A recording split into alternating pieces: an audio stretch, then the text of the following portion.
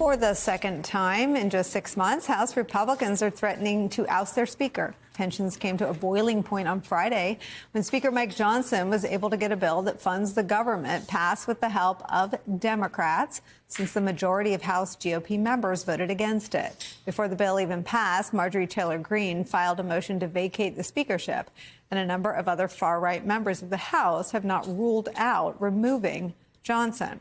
As Axios puts it today, their biggest issue, quote, was the fact that the bill represented a bipartisan compromise.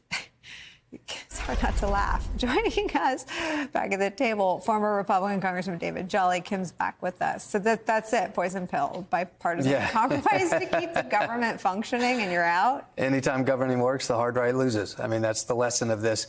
Look, I think what might save Mike Johnson's speakership in the short run is simply that there's nothing left for him to capitulate on the major legislation. Come September 30th, they will have to keep the government open, but they won't have an appropriations budget in place, so they'll just kick it down the road 4 to 6 months. I think the more intriguing thing is, what do the rebels, what's the Chaos Caucus do? I don't know that they moved to remove Speaker Johnson between now and the election, because you truly couldn't predict how that would turn out.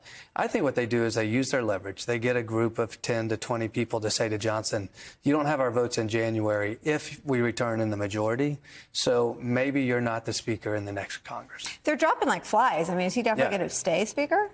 Well, Hakeem Jeffries might be the speaker, right? I mean, that's the reality Can't he of this. threaten them with that? Like, you do one more, backstabbing on me, and... Yeah, the Mike Johnson case is a very interesting study, because he's as conservative as they come, particularly on religious issues and that whole thing. And to have somebody from the hard right thrust into the speakership where his job meets the reality of 218 votes to govern, the votes just aren't there among Republicans, so he has to work with Democrats. And look, Mike Johnson might say, I can't do this job in the next Congress.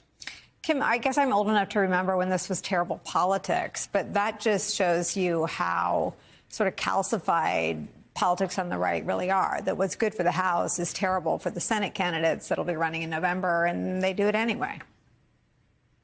Yeah, and to build on a point that the congressman so rightly made, is that Mike Johnson is no centrist. Like, he is no person trying to,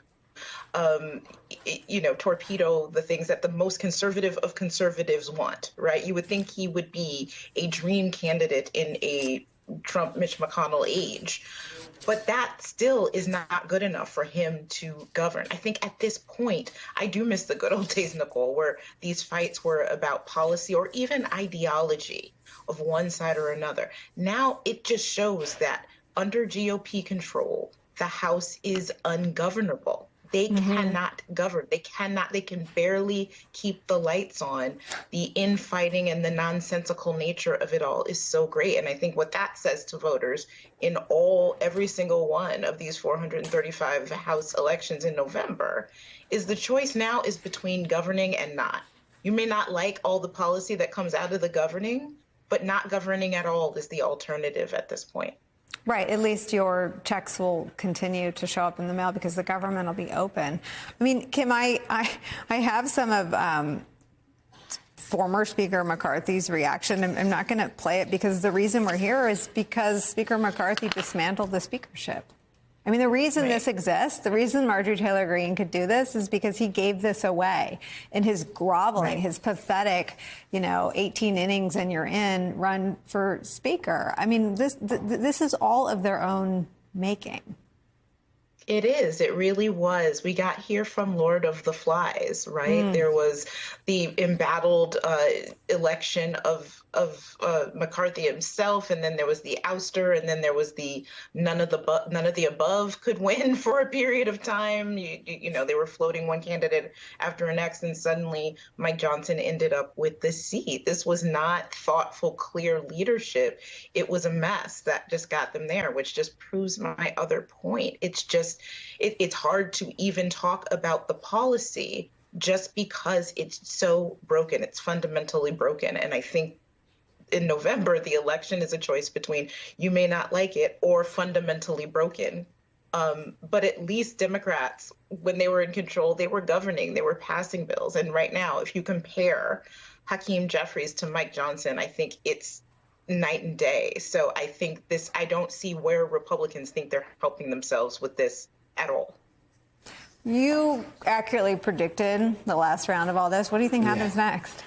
I do think the most likely scenario, there are plenty, but is enough Republicans withhold the votes from Mike Johnson in January. The question, though, is which party wins the House and by what majority? You know, the benefit pre-McCarthy and pre-Johnson is they had a wide enough margin to deal with this chaos caucus. I'm not sure anyone's predicting a red wave in the House, so we're either looking at a slim majority or Democratic control. And who knows if there are additional resignations? It's getting late in the game, given state qualifications, but Nicole, I worked initially on the Hill for someone who served for 43 years, and he said something to me one day that a really tough day at the end of the day. He said, but for the honor of this job, it really stinks. and first and foremost, it's an honor every day. And I think most members understand you hold the public trust. But many of them are realizing this job stinks under a Republican majority. Yeah, and they're dropping like flies. Yeah, I mean, they're right. realizing it stinks and they're not gutting it out, Right. And maybe they've made it too dishonorable to do so. Look, we're celebrating that they kept the government open. The reality is it's 6 months overdue. The fiscal year is October 1, and they just got around to passing last year's budget.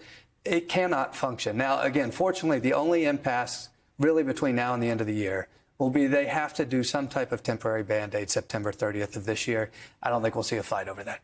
Hey everyone, MSNBC has a new and improved app. You'll get real-time alerts and analysis, live blogs, in-depth essays, video highlights, and the best 2024 election coverage. Download the new MSNBC app. Here's how to do it. You tap on the App Store on your phone. You hit search on the bottom right corner. You type in MSNBC. You click on the MSNBC app. You click on Get or the cloud icon and enjoy it.